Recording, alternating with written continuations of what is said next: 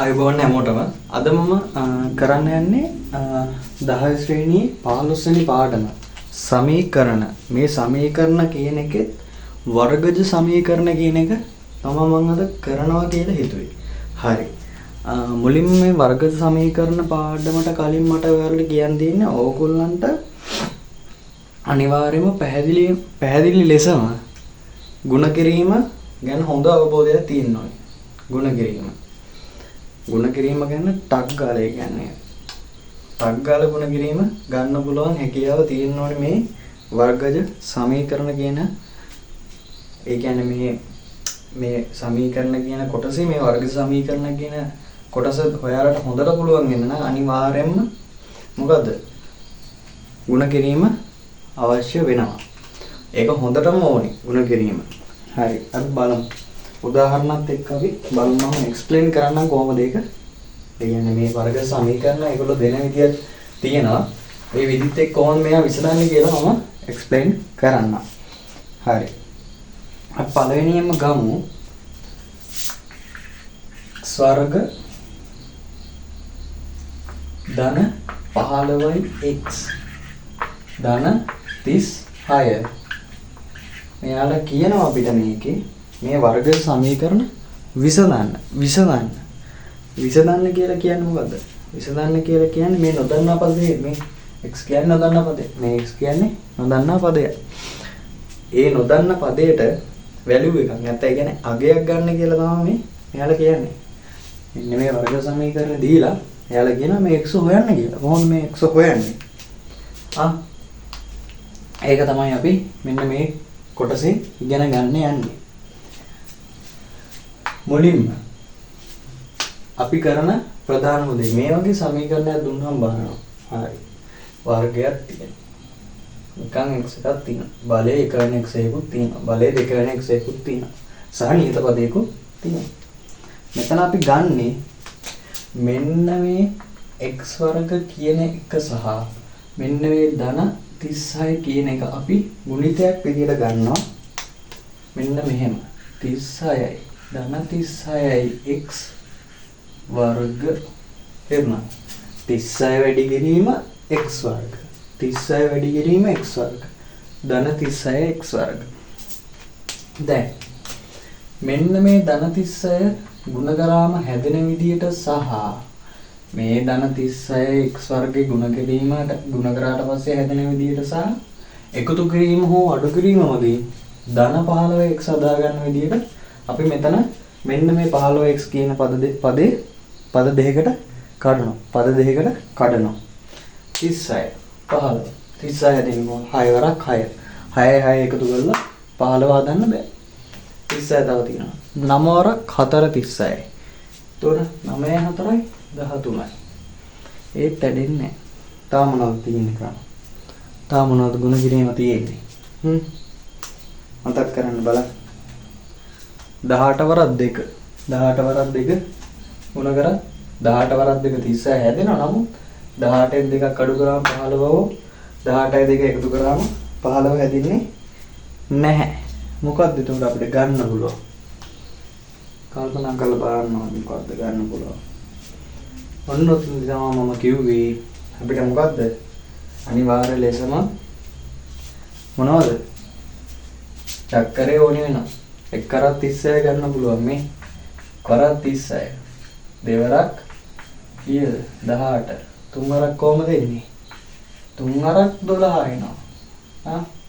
හතර වරක් කොහමද එන්නේ 4 වරක් 9 9 වරක් 4 මොකක් හරි පේනවා මෙතන. මෙන්න මෙතන.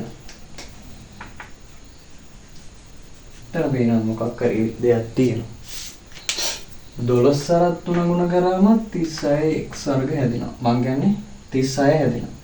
12 3 එකතු කරාම 15x හැදෙනවා. එතකොට කොහොමද අපිට ගන්න පුළුවන්? මේක අපිට මෙන්න මෙහෙම ලියන්න පුළුවන්. මේක ලියන්න පුළුවන් කොහොමද? 3x මේක ධන 12යි x මේ 15යි x කියන පදේ පද දෙකකට කැඩුවා. x වර්ගයෙන්ම ලියන ධන 3යි x එක මෙතන ලියනවා. ධන 12යි x එක ලියනවා. 15x ට හානියක් වෙලාද? කිසිදු හානියක් වෙලා නැහැ. 3යි x එකතු කිරීම 12x 15x. ධන 36 එහෙමම ලියනවා. ලියලා මොකද්ද? බිංදුව දානවා. මේ කොටස අපි සාමාන්‍යයෙන් ගන්න මේ අපි මේ සමීකරණ විසඳන තැනින් වෙන තැනක තමයි හදාගන්නේ. ළඟ හදාගත්ත ප්‍රශ්නයක් නැහැ. පැන්සලකින් හදාගෙන ඒක මකා ගන්න. ඕකේ. දැන් අපිට මෙතන පුළුවන්. මෙන්න මෙතන අපිට පේනවා. මේක යම් කිසි ආකාරයකට සාධක වෙන් කිරීමක් කරන්න පුළුවන්. x වර්ගයට 3x එකට x එක දෙකේම තියෙනවා. එතකොට x එකක් එළියට ගන්න. වර්ගයේ වරහන් දාලා x මෙතන ඉතුරුයි ධන 3. ඊට පස්සේ ධන මෙතන එළියට ගන්න. අරගෙන 12x ධන 36. දෙකම 12 බුදුයි. වද ගන්න. මෙතන x ඉතුරුයි ධන 3. සමානයි බිංදුව.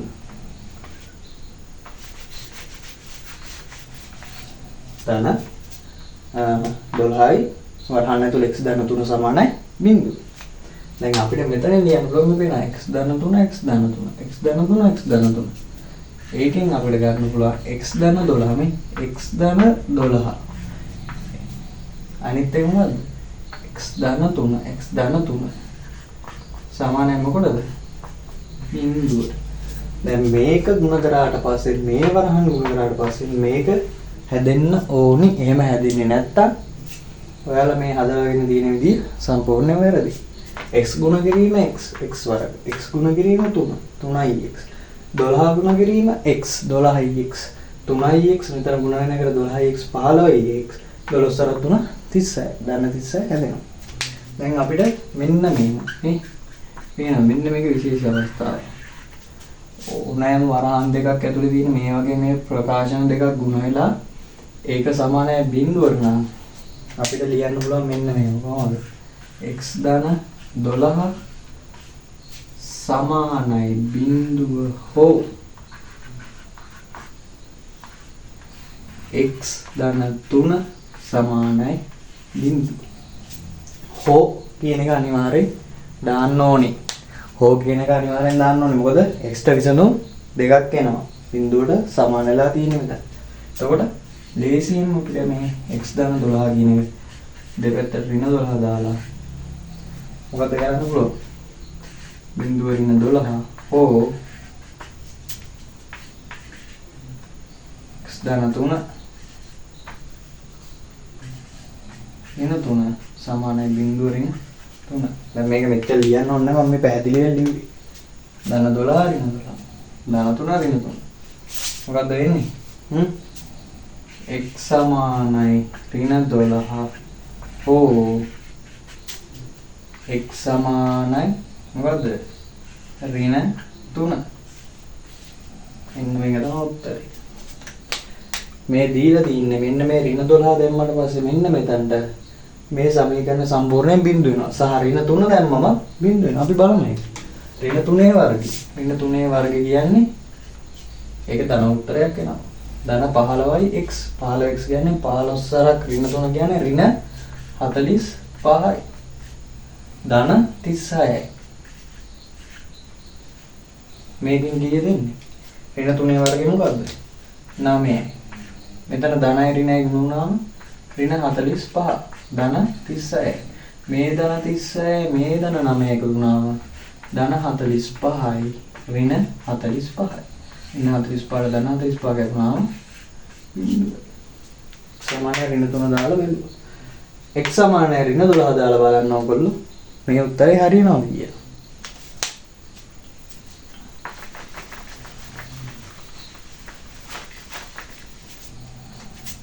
අපි x සමානයි ඍණ 12 දාමු. ඍණ 12 වර්ගය ධන 15 ගුණ කිරීම ඍණ 12 ධන 36. එතන මොකක්ද එන්නේ? වර්ගයක් වුණාම ධන 144යි. මේ ධන 36 මම මෙහෙම ලියලා මේ ධනයි ඍණයි ගුණ වුණාම ඍණනේ.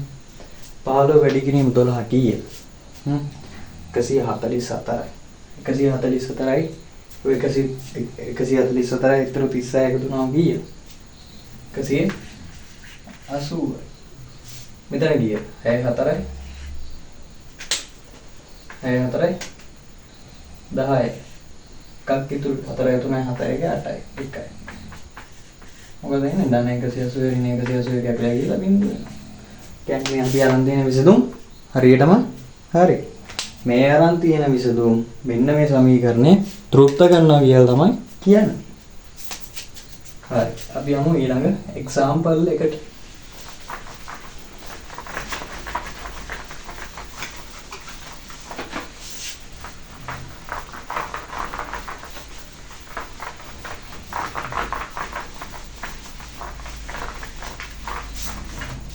හරි.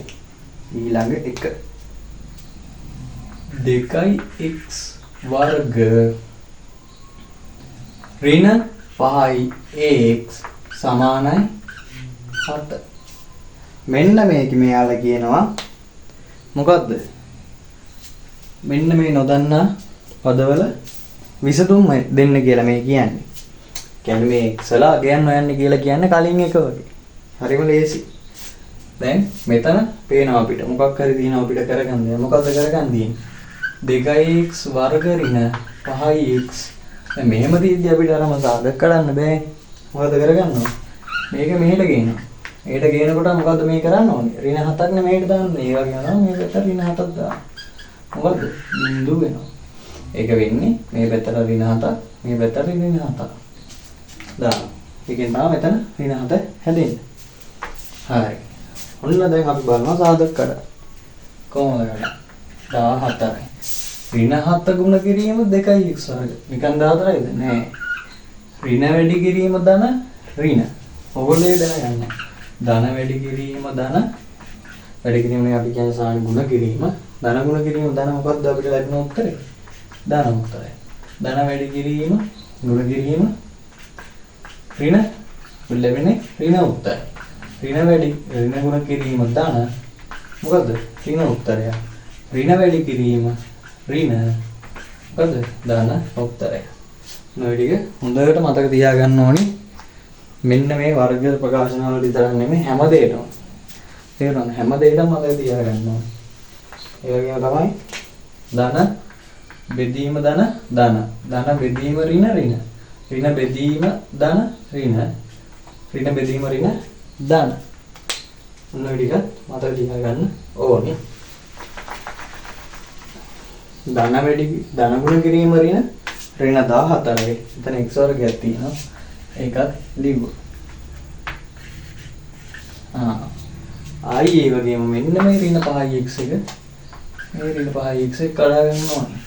ඍණ 5x එක හැදෙන විදිහට එකතු කරලා හෝ අඩු කරලා ඒ වගේම මේ දෙපැත්තට කඩන පද දෙක ගුණ කරලා මෙන්න මේක හැදෙන්නත් ඕනේ. මේක හැදෙන්න මේ කඩන පද දෙක ගුණ වෙන්න ඕනේ. මේ කඩන පද දෙක එකතු කරලා හෝ අඩු කරලා මෙන්න මේක හැදෙන්න ඕනේ. කොහොමද 14 හැදෙන්නේ ගුණිතයක්? එක ගුණ කිරීම 14. හැදෙන්නේ නැහැ. 14න් එකක් අඩු කරලා 15ද 14න් එකක් අඩු කරලා 15 නේ හැදෙන්නේ. 14න් sorry මම දැක්කේ 15 වගේ නේද? 14න් එකක් අඩු කරලා 5 දාන්නත් බෑ. 14ට එකක් එකතු කරලා 5 දාන්නත් බෑ. මොකද දෙවෙනි දෙක ගුණ කිරීම 7. දෙක ගුණ කිරීම 7 14 හැදෙනවා. 5x එකත් හදන්න පුළුවන්. 7න් දෙකක් අඩු කරාම එනවනේ. මෙන්න මෙතන මේ ලකුණ සම්බන්ධව අනිවාර්යෙන් දැනගන්න ඕනේ. මේක ධන වෙනවා. මේක ඍණ වෙනවා. ඇයි? ඔයගොල්ලෝ දන්නවා මෙන්න මේ සංඛ්‍යා රටාව කියලා එකක් තියෙනවා. sorry සංඛ්‍යා රටාව නෙවෙයි මේ සංඛ්‍යා රේඛාවක් නේ. ඍණ 1 2 ඍණ 3 ඍණ 4 ඍණ 5 ඍණ 6 ඍණ 7 අපිට හදාගන්න තියෙන්නේ මොකද්ද? ඍණ 5යි x එක. ඍණ 7න් 1යි 2යි ධන දෙකක් වුණොත් තමයි ඍණ 5ක් හැදෙන්නේ. මෙන්න මේ රේඛාවෙන් මේක මතක තියාගන්න. මෙතන ඍණ නම් හදන්න තියෙන්නේ. මොකද්ද මෙතන ගුණ වෙන තැන වැඩි අගයක් තියෙන එක අනිවාර්යෙන් ඍණ වෙන්න ඕනේ. ඍණ වෙන්න ඕනේ මෙන්න මේක ඍණ 7යි x වෙන්න ඕනේ. මේක ධන 2යි x වෙන්න ඕනේ. 2x 7x ගුණනවා ඍණ 14x වර්ග එනවා. මෙතන දාන මෙතන ඍණ. ධන වැඩි කිරීම ඍණ. හරි. දැන් කොහොමද මේක ලියාගන්නේ? 2x වර්ග මේක ඍණ. අපිට 7x දාන්න පුළුවන්. ප්‍රශ්නයක් නැහැ. එතනට දාන 2x දාන්නත් පුළුවන්. ඊළඟට කොහොමද? ධන 2x. ඍණ 7x එකට ධන 2x එකතු වුණා මොකද වෙන්නේ? අර සංඛ්‍යා රේඛාව මත තියාගන්න. 1යි 2ක් මෙහෙට බලන්න. ඒතකොට ඍණ 5x දෙනවා. එහෙමම ඍණ 7 ලියනවා. දැන් අපිට හදාගන්න තියෙන්නේ ඔන්න x පොදුයි. x පොදුයි මේ දෙකටම අපි සාමාන්‍යයෙන් ගන්න මෙන්න මේ පද දෙකයි මේ පද දෙකයි. මේ මැද ඒවා ගන්නෙ නැහැ. ඒක තමයි සම්මත. ඒ කියන්නේ මේක සම්මත විදියට යන්නේ. ඒ විදියට තමයි. නැත්තම් කාටද කියන්න පුළුවන් මේ මැද දෙක ගන්න එක සාධාරණත් යන්නේ නැහැ. හරි. x ගත්ත ඉලීට. 2x තියෙනවා. මොකද්ද? ඍණ එහෙමම 7 තියෙනවා. මෙතන ධන තියෙනවා. මේකත් අපි ලියනවා 2x ඍණ 7යි. මේකේ මොකද සාධක නැහැනේ කරන්න මේ. නමුත් මෙන්න මෙතන එකක් තියෙනවා. ඒක අපි ලියන්නේ එක මෙතනින් ಗುಣ වෙලානේ තියෙන්නේ. එකක් තියෙනවා එතන. ඒක තමයි ඊළඟට ගන්න. ඊළඟ පියවරට ඊළඟ ස්ටෙප් එකේ ලියන්නේ x ධන 1. 2x ඍණ 7 සමානයි බිඳුව. ඔන්න දැන් ලියන්න පුළුවන් කොහොමද? x ධන 1 සමානයි බිඳුව හෝ 2x ඍණ 7 සමානයි බිඳුව. අතනින් මොකද ගන්න පුළුවන්? කෙලින්ම මම ලියන්න x සමානයි ඍණ 1 හෝ x සමානයි මොකද්ද? මේ ඍණ 7 මෙහෙට යනවා. එතකොට ධන 7 වෙනවා. එතකොට 2x සමානයි ධන 7යි. 2x කියන්නේ 2 බෙදන්න ඕනේ. දෙපැත්තම බෙදුවම දෙකෙන් අන්න ඕක එනවා. මෙන්න මේවා තමයි x වල විසඳුම. මේවා මෙතනට දැම්මාම අනිවාර්යෙන්ම මොකද වෙන්නේ? මෙන්න මේ බිඳුව එනවා. නැත්තම් මෙන්න මේ සමීකරණය යාලා අපිට දීලා තියෙන්නේ. මෙන්න මෙතන තියෙන මේ x වලට මෙන්න මේ ඍණ 1 7 බෙදීම දෙක දැම්මට පස්සේ පිළිතුර අනිවාර්ය ලෙසම 7 එන්න ඕනි. මේ අපි එක්ස්ට්‍රා අරන් තියෙන විසඳුම් අපි නිවැරදිව අරගෙන තියෙනවා. ඔන්න ඔච්චරයි වර්ග ප්‍රකාශන කියලා කියන්නේ. හරියම සරල දේවල්. පටල ගන්න දේවල් නෙමෙයි මේවා. පැටලෙන්නේ ಗುಣ කිරීම සහ අර තියෙන එකතු කිරීම අඩු කිරීම කියන ගණිත කර්ම වල යම් යම් අපහසුතා තියෙදි තමයි මේවා වරදින්නේ. මෙන්න මේ ස්ටෙප් එකයි මෙන්න මේ ස්ටෙප් එක මත තියාගත්තා නම් හරිම සරල විදිහට ලස්සනට මේක විසඳලා ඉවර කරන්න පුළුවන්. හරි මම හිතනවා ඔයගලන්ට තේරෙන්නේ නැති කියලා මේ පාඩම හොඳට මම ඊළඟ ලෙසන් එකකින් මේ සමීකරණ වල තියෙන වීජීය භාග සහ වීජීය ප්‍රකාශන වල කුඩා පොදු ගුණාකාරය හොයන එක ගැන කරන්න. මම හිතනවා මේ ඔක්කොම තේරෙන්නේ නැති කියලා. හරි එහෙනම් ඔයගලන්ට මොකක් හරි ඉෂුව එකක් තියෙනවා නම් කමෙන්ට් එකක් දාන්න. Okay thank you.